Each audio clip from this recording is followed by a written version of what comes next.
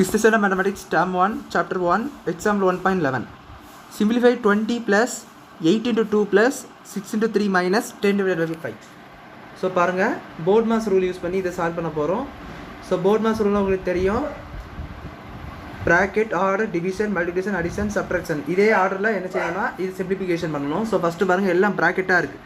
So first ப்ராக்கெட்டை பார்த்து solve பண்ணுங்கள். So ப்ராக்கெட்டில் உடைய பெரிய ப்ராக்கெட் இந்த ப்ராக்கெட்டு. ஸோ பாருங்கள் இந்த செட் ப்ராக்கெட் மாதிரி ஒன்று கொடுத்துருக்காங்க பார்த்தீங்களா, அதை முதல்ல சால்வ் பண்ணுங்கள்.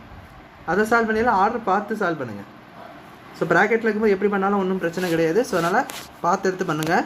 ஸோ பார்த்தீங்கன்னா ஃபஸ்ட்டு நான் கிவன் அப்படி எழுதிங்க 20 + 8 × 2 + 6 × 3 - 10 divided by 5 இருக்குது. ஸோ போர்ட் மாஸ் ரூல் படி ப்ராக்கெட்டை ஃபஸ்ட்டு எடுக்கணும். ஸோ அப்படி பார்த்தீங்கன்னா இந்த ப்ராக்கெட்டை எடுத்துக்கலாம். இந்த ப்ராக்கெட்டுக்குள்ளே இன்னொரு ப்ராக்கெட் இருப்பாருங்க, அந்த ப்ராக்கெட் எடுத்துக்கலாம். ஸோ அந்த ப்ராக்கெட்டுக்குள்ளே இருக்கிறதுல ரூல் பாருங்கள். ஸோ அந்த ப்ராக்கெட்டுக்குள்ளே பார்த்தீங்கன்னா டிவிஷன் மல்டிப்ளிகேஷன் அப்படி இருக்குது. ஸோ ஃபஸ்ட்டு இது பண்ணணும், மல்டிப்ளிகேஷன் தான் டிவிஷன் தான் பண்ணணும்.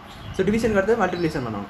ஸோ அதை நீங்கள் ஸ்ட்ரைட்டாக சேர்த்தே பண்ணிடலாம். ஸோ அது பார்த்தீங்கன்னா என்ன வரும் பாருங்கள், 20 + அதாவது நீங்கள் இந்த இடத்துல இது ரெண்டும் சேர்த்து பண்ணிடலாம், ஒன்றும் பிரச்சனை இல்லை. இதை நீங்கள் குழப்பிடக்கூடாது, இது கூட அப்படி பண்ணால் தப்பு. ஸோ இதெல்லாம் அப்படியே இருக்கட்டும்னு விட்டுட்டு இதுக்குள்ளே இது மட்டும் சால்வ் பண்ணுங்கள்.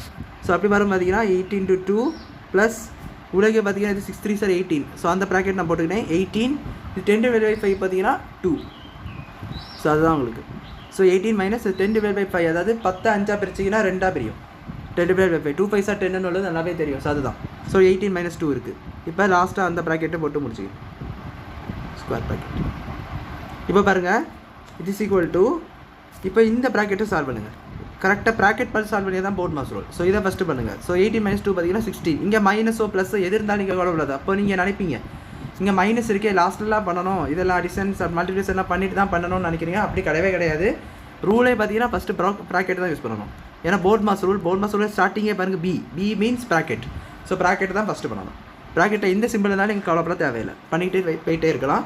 ஸோ இது 20 + 8 × 2 82 பார்த்தீங்கன்னா அடுத்தது 18 - 2 என்னது 16. ஸோ +16 வரும். இப்போ இதுவும் ஒரு ப்ராக்கெட் தான். ஸோ அதனால் எந்த ஆர்டரில் பண்ணாலும் ஒன்றும் இல்லை. ஸோ அதனால் 8 2 சார் ஃபஸ்ட்டு பண்ணிங்க, 6 அடிஷன் பண்ணக்கூடாது, மல்டிப்ளிகேஷன் பண்ணுங்கள். ஸோ 16 + 16 போர்ட் மாஸ் ரூல் படி அடிஷனில் லாஸ்ட்டு தான் உண்டானா மல்டிப்ளிகேஷன் பண்ணிக்கோங்க. ஸோ 16 + 16 இருக்குது, இதுக்கு அப்புறம் அடிஷன் பண்ணிக்கணும், இல்லைனா ஆன்சர் தான் போகிறோம். இப்போ 2 + 16 ஆட் பண்ணினா 18 வரும். 18 × 18 வேறு மாதிரி போயிடும். ஸோ தப்பு, அப்படி பண்ணக்கூடாது. போர்ட் மாஸ் ரூல் பார்க்கணும். ஸோ அப்போ 8 2 சார் பார்த்தீங்கன்னா 16, அதுக்கப்புறம் அதை ரெண்டத்தையும் ஆட் பண்ணிங்க. ஸோ 20 + இதே ப்ராக்கெட் விட்டாலும் ஒன்றும் இல்லை. 16 + 16 32. ஸோ 20 + 32 பார்த்தீங்கன்னா நம்மளுக்கு வந்து 52 வரும். ஸோ நீங்களே பாருங்கள் 52. ஸோ 52 தான் இதோடைய ஃபைனல் ஆன்சர். ஸோ அவ்வளோதான் அந்த சம் புரிஞ்சுட்டு நினைக்கிறேன். தேங்க்யூ.